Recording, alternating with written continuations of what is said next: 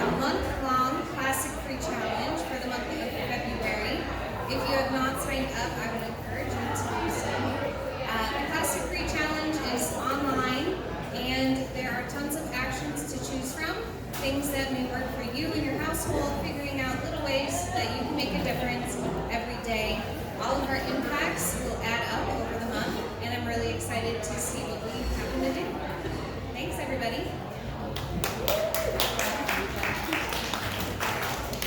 Thank you very much, Amy. I would like to invite our panelists up today who represent MNimize businesses.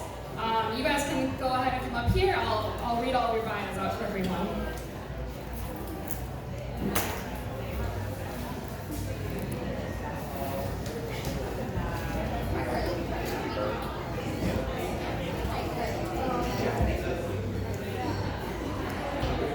So my name is Keely, and I'm a Senior Sustainability Specialist with Minnesota Wastewise. We are a nonprofit program of the Minnesota Chamber of Commerce, and we partnered with Hennepin County in October of 2023 to create a program called MNimize. MNimize is a campaign to recognize and support food service businesses that want to reduce single-use plastic. We have 70 MNimize businesses across the state now, which we're very excited about. And we are really grateful and excited to be here today to celebrate the kickoff of the Plastic Free Challenge. Obviously, Hennepin, Ramsey, and Washington County's Plastic Free Challenge shares a lot of mission in common with MNimize and with the businesses here on stage today. We're all different programs and individuals who are really passionate about reducing single-use plastic in our communities. And I would also like to thank our tabling organizations. Let's give a quick hand to Clean Water Action and Hennepin County Master Recyclers, Tingletown, La Raza, and To Go Cups. Really great organizations here today to share about what they're doing. And then I would also love to take a moment to share our gratitude for our hosts, La Doña Cerveceria. They are another MNimize business. The MNimize rebate was used to purchase the stainless steel trays and reusable baskets that you guys are using to eat today. So they're saving a lot of money and a lot of single-use plastic by implementing those products. And Sergio with La Doña has been a really great champion of MNimize and has been really awesome about spreading the word to other businesses and really just trying to be transparent about the pros and cons of implementing reusables and kind of helping other businesses troubleshoot that. So as I mentioned, MNimize is a recognition campaign and a technical assistance program for food service businesses that want to reduce single-use plastic. We connect with businesses on an individual basis to understand how they use plastic and identify opportunities to reduce it. So we recognize businesses at different tiers based on kind of where they're at in their journeys. You have committed to pledge, bronze, silver, gold, and platinum. And those are for businesses that have taken many efforts from everything from, swapping their single-use plastic straws for a compostable alternative, all the way up to being entirely plastic-free. So we want to support all types of businesses in MNimize. And today, we are really lucky to be joined by three amazing panelists that represent MNimize businesses. And they're here because they've done some really great projects to reduce single-use plastic at their businesses. So first, we have Carly Gatzlaff. She is the owner of Churchill St restaurant in Shoreview. They opened in November of 2021. She set out to create a more equitable model in the restaurant industry while providing really good food and drinks for the community she loves. With a focus on guests, team members, partners, and sustainability, Churchill St believes that a place to gather and enjoy good food can transform their community. And you'll see some pictures rotating up on the screen of what our different businesses have done, some of their food service products, and some of the ambiance. They're all great places to check out. We also have on our panel today, such a pain. Okay, so John Krumheuer. Krumheuer works as the COO of MSP Kitchery, which are three fractional shared rental kitchens in the Twin Cities. St. Paul, Hopkins, and Plymouth are their locations.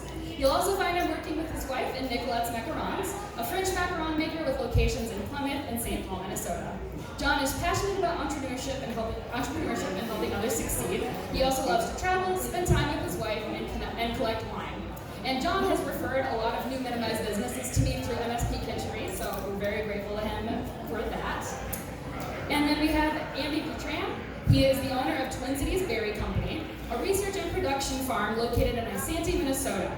Andy primarily grows strawberries over an extended season, with harvests ranging from late June through October and beyond. The research mission of Twin Cities Berry Company is to create best affordable practices for beginning and emerging farmer groups that provide climate resiliency and reduce the farm's physical agricultural footprint. So a really good variety of different businesses here that have done some really great projects. And now we're going to turn it over to them to talk a little bit. So the first question that I have for you guys is, could you share some of the sustainability practices you've implemented at your business, including how you've reduced plastic?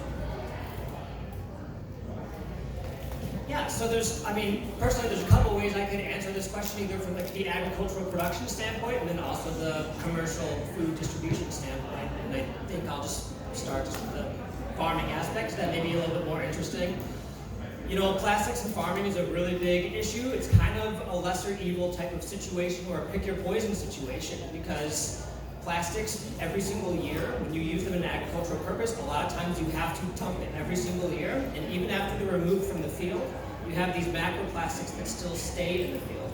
So you have these issues with almost single season use plastics, but at the same time, there are agricultural benefits that can't be denied, that a lot of people use it for the first place. It reduces the amount of pesticides and herbicides you have to use. It can protect soil health. It keeps topsoil runoff from occurring during rainstorms, and it keeps all the soils in one place. And it can reduce labor costs from having to weed. So no farmer wants to have to use plastic, right? But sometimes you're forced to because of climatic pressures, because of your microenvironment, things like that.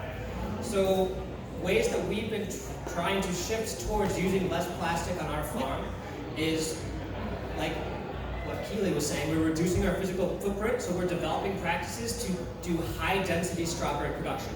So we're figuring out ways to take acres and acres of strawberries and put them just on a fraction of an acre of space. And when we do that, there's less physical footprint that we have to put plastic over. And also the type of plastic that we use are going to be harder plastics that can be reused year after year after year, instead of types of plastic that have to be disposed of at the end of every year. So it's ways to keep plastic at a minimum and also create practices that are also climate resilient for new and emerging farmers. Hello, my name is John Krumheuer. First, I'd like to thank Keely and the MNimize team. You guys have done a phenomenal job. Seriously, it's very easy to work with.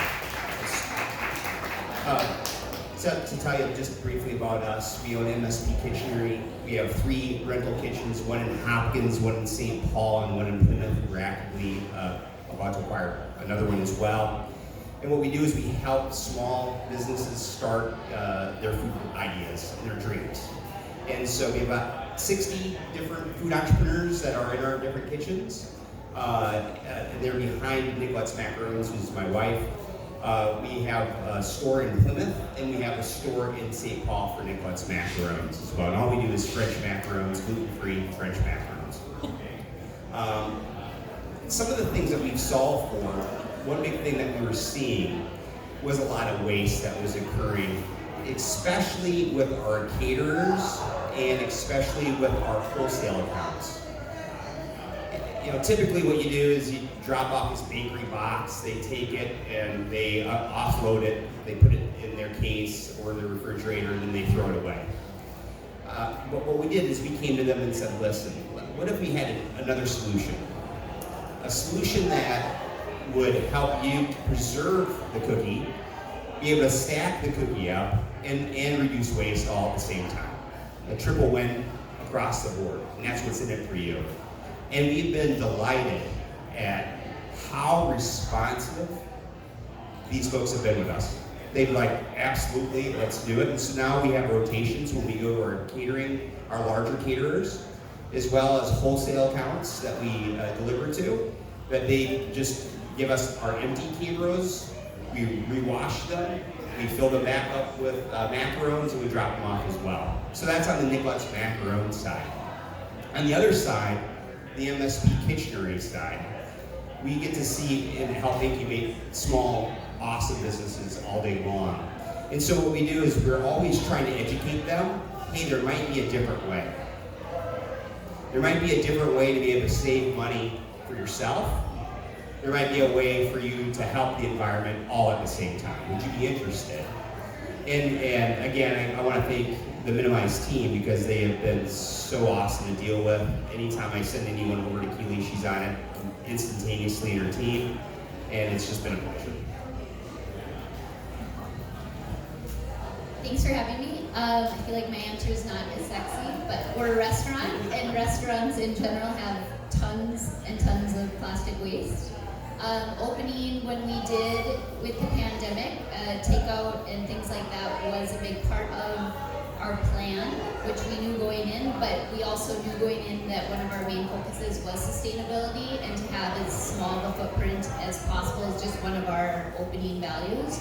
So from open, we actually just went no plastic. So working with MNimize has been amazing for us because we thought we were 100% plastic free, and we actually had 2 items that were plastic in our takeout containers that they've helped us completely go over to compostable. But in-house, we are 100% compostable now, and for all of our takeout things, we are as well. So we have nothing that is single serve. The only real plastic we're still working towards getting rid of is like the bags and things that everything comes in. But we're also almost completely from scratch kitchen, so we have a very small footprint. We've started using Ridwell a little bit for our plastic bags to try that route, but Thank you all for your answers, and also just for the great plastic reduction efforts that you guys are making. It makes a huge difference when food service businesses, and agricultural businesses, and wholesalers take those steps to do those plastic reduction efforts. So you've all kind of touched on this a little bit, whether it's supporting other businesses, supporting your community, or sustainability. But I would love to hear. Oh, go. Can everyone hear me now? All right, great, thank you. All right. So I'd love to hear from all of you in your own words. What motivated you to implement these sustainability practices? Maybe we'll start with Carly this time. for me, it was just the ethos of my business. From day one, we wanted to do good for our community and for the earth and for our employees. So it just has been ingrained with us from the get-go to be that way. And again, starting when we did, it was already a lot in the forefront of a lot of people's minds, so I think it was a lot more accepted to start that way and have people get behind us than start a different way and then change along the way. Very much the same. Any little thing that we can do to help the environment is a win, no matter how small. And so that was really something that resonated for us. Anything that we can do to help other entrepreneurs have more of a focus and be cognizant on what they can do to help as well is a win. I think a big motivating factor when you're on the production side or the distribution side is just when you see exactly how much waste is actually created. If you're a customer or a consumer, you only see the waste that you have. It doesn't feel like a whole lot, but then when you see all of it just at a systems level, at the end of the year, when we were bringing up all of our plastic in the first couple of years of our production season, it would fill Baxter bags full of, this really not reusable, poly that was just getting tossed out every single year, and you just, hated it. You kicked yourself at the end of every year. So just seeing the actual effect up front sort of is a motivating factor. And then from the commercial side, it's kind of a fun puzzle. Is there a way that we can reduce our plastics but also increase economic sustainability at the same time? And thankfully, with the help of organizations like MNimize, we're trying to figure out how to do that. And actually, the other day, or this was a while back, but we were doing a job training exercise with Urban Roots, and they had a Twin Cities Dairy Company cup there, and I was like, that's awesome to see those reusables out there in action in the community. So obviously you've touched on this a little bit, but I know there are so many barriers, right? We never run out of things to talk about. So what are some barriers or challenges that you encountered in making these changes? And what are some common challenges that the food service industry faces in reducing plastic? I'm glad I get to go first because this is probably the easiest first answer is just the economic barrier. Usually it's cheaper to go the plastic route, right? And especially when you're first starting out, you don't have a whole lot of money, maybe your margins aren't very high, maybe you don't have a lot of starting capital. It's easy just to make that choice. We're just gonna go the plastic route because we you have to cut costs and make ends meet somehow. But there are still options to reduce your plastic usage and also increase economic sustainability. Like, I don't know, I'll probably talk a little bit about our cup project, but there was a cool reusable cup project that really reduced the amount of plastic that we were using in terms of our farmers market sales. But there was an economic barrier of we had to buy those reusable cups from Clean Canteen first. And I didn't know if it would work. I thought people would come back and keep wanting to buy my stuff and keep wanting to refill their cups, but I didn't know. And so the fact that we had a place like MNimize that could help us with a little $500 grant to actually make that first purchase, to validate that proof of concept, that idea that we had in our head, it really, really helped spur it. When I saw it work in real life, it gave us the confidence to actually continue purchasing those cups afterwards because we validated the proof of concept. Spot on the capital side of things. I couldn't agree anymore. On the other side would be education and really educating people on what's in it for them. And so, one, you're helping the environment, but two, what else is in it for you? And really walking through folks that, hey, this is going to be a better product for you if you do this. It's going to be better for the environment. It's going to be better for the whole ecosystem is really what we had to do on an educational standpoint. And, I would say about 90-ish% of people will go with that, and then there's 10% that don't, but you always are trying to work on that 10% as well to educate them. For us, starting again pretty much plastic free wasn't a huge barrier other than economics, but I'd say now being 100% compostable, our biggest thing is we're in Shoreview, so we're in Ramsey County, which still does not have citywide composting. For the last 2 years I've been told it's rolling out. I've heard because we're such good recyclers in Shoreview, we're going to be the last of Ramsey County to get it in our town. But the fact that we've made these changes, but I would guess 98% of the people who are using my compostables are not home composting with them. So it feels like a lot of money that we're spending that's still ending up in the trash. But I'm hopeful that once we get that as a city, everyone we work with is already used to it, and then we can try to encourage more people when it does get rolled out to really hop on that train quicker.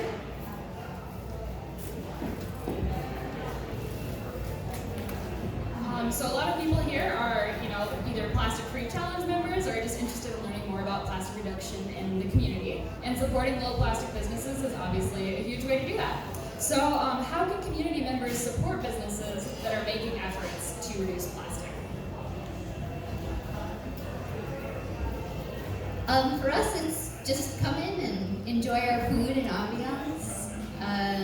We have as a city, the city of Shoreview does a great job of promoting us and businesses that are doing a good job. They have a Green Community Award that we've received in the last year that helps get the word out a little bit more. But as a business that relies on hospitality and our guests, just coming in and supporting our business and bringing a friend and telling them about us is the best thing people can do to help us out.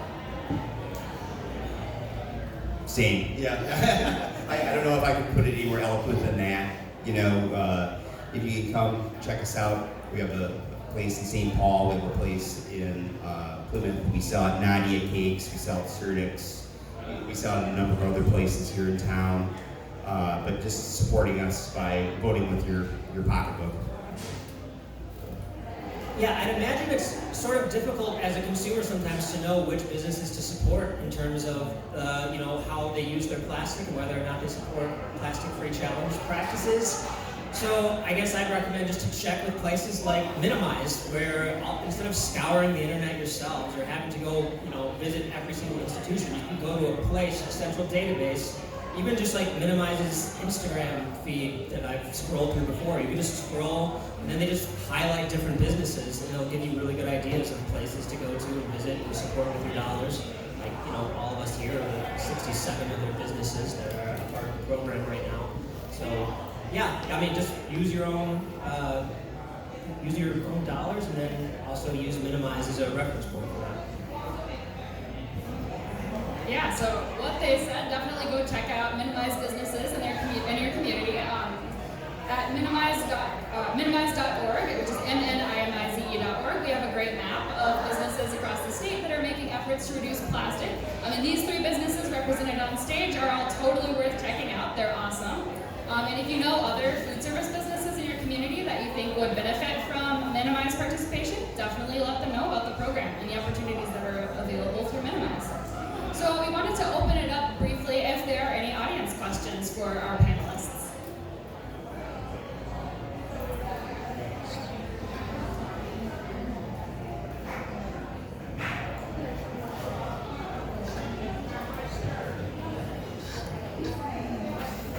All right, yeah.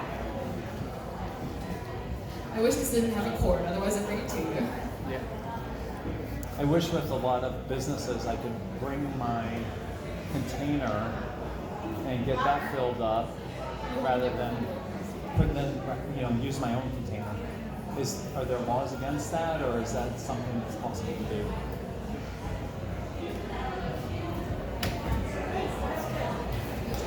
We can always do it. Yeah. So he was expressing sometimes as a consumer, it's frustrating that you're not able to. A lot of businesses don't allow you to bring your own container and refill it. So he's wondering if any of these businesses offer that opportunity, or know if that is something that's allowable with the state. So I interact with consumers almost exclusively at farmers markets, so I can tell you a bunch of people bring a lot of their own baggage, a lot of their own reusables. I have a bunch of repeat customers that sometimes they'll buy stuff from me and they'll just bring the same package back over and over and over again, and I'll just dump it in. Sometimes I'll sell them jam, and then they'll give me the glass jars back, and I'll sterilize and reuse the jars.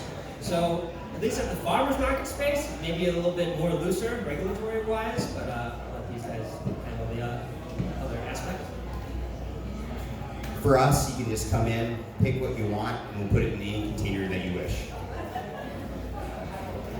I'm going to go home and look up the law around it, because I don't have a great answer to that. If someone brought in a bag or something, I know we would. We have a large coffee program. I wouldn't have an issue. I know we wouldn't have an issue with someone with our drip coffee. I think with our barista backed stuff, I feel like we likely would have to run it through Dish, which we could do, but I don't know the law surrounding that. Can you help me on that?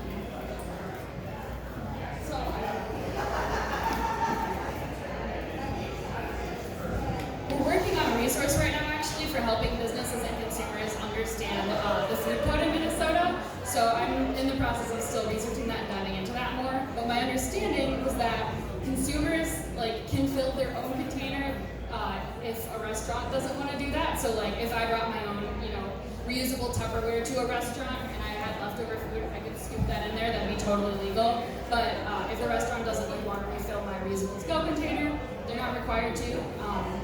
But if you go to Caribou, Starbucks, that kind of thing with reusable thermos, they'll just ask you to take the top off of that and then fill it up for you. So I'm sure a lot of you here have done that before, but there are some resources in the works that we're trying to put together.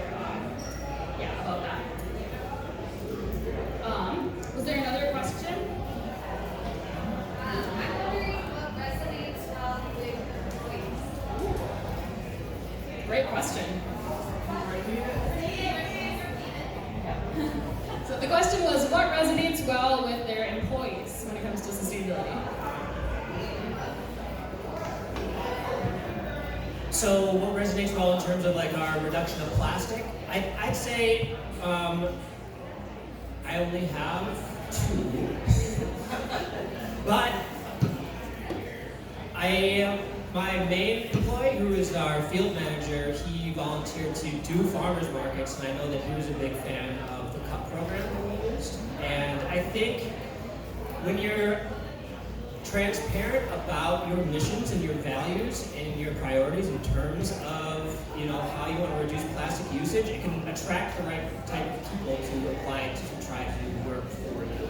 So just being upfront and transparent about your values, usually it kind of filters itself out. in terms of getting people who align themselves with your priorities. At least that's what I found.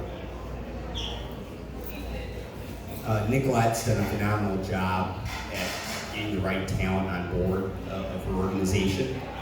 And I think it's kind of an ethos of the people that she brings on board that they expect it more than anything.